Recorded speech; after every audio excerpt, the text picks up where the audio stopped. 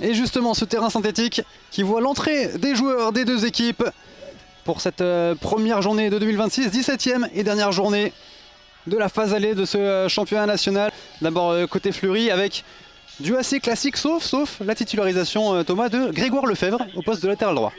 On voit aussi la complémentarité entre Farad et Rivas et c'est ce focus là que j'ai envie d'avoir ce soir. La composition de l'US Orléans avec là un petit peu de changement pour l'USO qui nous a habitués à un 4-4-2 avec un milieu en diamant. Comme face à l'AS Monaco, Jimmy Giraudon qui descend d'un cran pour s'intercaler dans la défense centrale. Retour à Walter Felder, retour de la victoire à domicile. C'est l'objectif recherché pour le FC Fleury.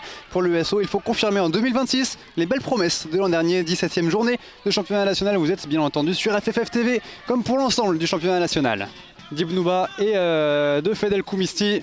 Bonne interception de Kevin Farad. Messi là qui a pu reprendre ce ballon. Et Guillaume Cousse a essayé de s'appuyer sur Papi Bnouba. Petit jeu de à toi, à moi. Et celui-ci c'est Kevin Farad pour l'instant qui est gagnant. Il va réussir à se projeter. Peut-être rentrer dans cette surface de réparation. La première frappe de Kevin Farad.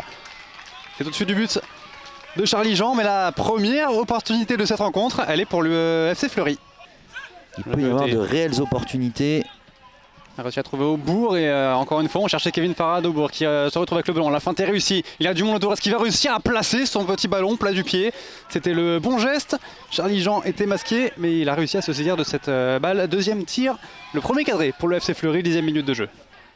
3 buts marqués sur corner par Fleury, pourquoi pas le 4e maintenant, c'est dévié au premier poteau. Attention à la retombée du ballon, qui va sortir gagnant de ce duel? On réclame une main côté orléanais. Le jeu se poursuit avec une nouvelle fois Yoann Leméoté. Petit ballon dans la surface de réparation et la frappe au premier poteau. Quel arrêt de Charlie Jean. Surtout une bonne ligne défensive du côté de Fleury. La combinaison avec Morel justement. Bien sûr. Est-ce qu'on va retrouver Sanchez? Oui.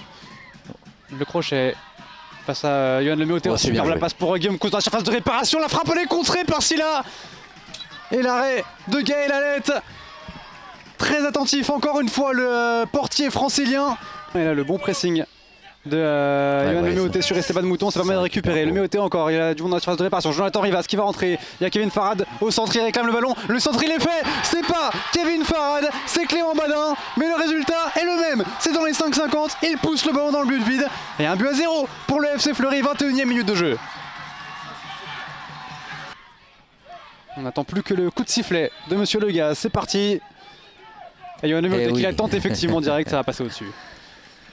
Lui aussi est capable de très bonnes choses. La ligne extrêmement haute de la défense du FC Fleury, à peine 10 mètres de Sanchez. C'est très dangereux ça parce que ça va partir dans le dos comme Guillaume Cousse. Le contrôle est bon, il n'a pas réussi à s'emmener le ballon ensuite. Et l'arrêt de Gaël Alette. Les risques énormes pris par Fleury. Presque la récompense pour Guillaume Cousse, mais encore et toujours Gaël Alette. En fonction d'où ira le ballon, pour qui va être ce coup franc. C'est pour Leméoté, c'est parti, ça s'envole. Ouais, non, comme on disait, hein, c'est très difficile, il est très proche, vous le disiez. Et là... Il n'y aura pas de temps additionnel sur cette première période très rythmée. Et Fleury qui mène un but à 0 pour l'instant, qui réussit sa rentrée et qui réussit surtout pour l'instant sa deuxième victoire à domicile, ici à Fleury. Fleury a globalement dominé cette première période face à l'US Orléans. Aux Franciliens de maintenir cette intensité et ce rythme pour peut-être aller gratter la deuxième victoire à domicile de leur saison. Ouais, c'est du côté de Louyamboulin hein, qu'on voit souvent esselé, toujours du coup en percussion. Mais il y a une prise à deux, donc difficile de s'en sortir. Ça aurait été intéressant et ça va être intéressant si... Attention Sanchez pour Fedel Koumisti qui a réussi à s'emmener le ballon une fois, deux fois et a frappé ensuite. Et Gaël Alette encore dès le début de la seconde période. Pas besoin d'échauffement pour lui. Déjà la première parade, 48e minute de jeu. Et des angles où on n'aurait peut-être pas imaginé.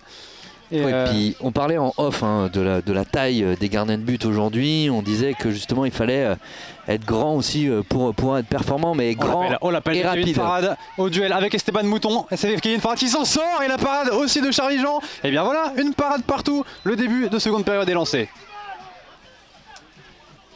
Allez, première projection orléanaise. Esteban Mouton met ce ballon dans la surface de réparation. La tête de Fedel Koumisti, c'est juste à côté. On l'a dit, il est capable de tout, même de mettre des buts de la tête. Le frisson sur le stade Walter Felder, 61e minute de jeu. Ça a été joué en deux temps. Guillaume Cousse qui va essayer de remettre ce ballon à Jordan Morel. Lui a essayé de trouver un coéquipier. Ça a été dégagé. Jonathan Rivas qui a réussi à parfaitement contrôler ce ballon. L'appel de Clément Badin. Superbe retour. Superbe. Je voulais dire retour en nombre des Orléanais et moins superbe le retour de Sylla. Et attention parce qu'il a déjà été averti. Je pense que Della Maggiore aussi. La décision a été prise pour Pierre Lega. La décision a été prise, c'est le deuxième avertissement pour Sylla qui va donc être exclu. Et là c'est le joueur du FC Fleury de conserver leur sang-froid pour aller inscrire ce deuxième but. Ce deuxième but salvateur qui serait probablement synonyme de victoire ici même. Attention Ganoun qui et passe ça y est. parade, et le voilà, ce deuxième but. On l'a dit il y a un instant, il serait synonyme potentiellement de victoire. En tout cas on s'en rapproche. Kevin Farad qui n'avait pas marqué depuis un sacré bout de temps. Ça y est, il est là. 7e but de la saison pour lui. Et le but peut-être de la délivrance pour Fleury. Conditionnel minimum donc. Et un ballon pour Khalil Ganoun. Allez, que la fête soit totale. Avec Jimmy Giraudon. Il a réussi ça d'une fois, deux fois, le crochet, c'est passé sur le pied gauche, maintenant la frappe de Ganoun, le poteau. Et ça a été même détourné par Charlie Jean sur son montant. Le festival de Ganoun. Le point rageur de Charlie Jean. Avec la petite déviation, c'est dans les pieds de le lever. Et Fleury qui va choisir de jouer cette dernière option, il y a l'appel au second poteau. Domsa qui est absolument seul, pas de position d'hors-jeu, le face-à-face pour Domsa, le contrôle un petit peu manqué, la parade de Charlie Jean sera insuffisante et cette fois-ci, plus de suspense possible.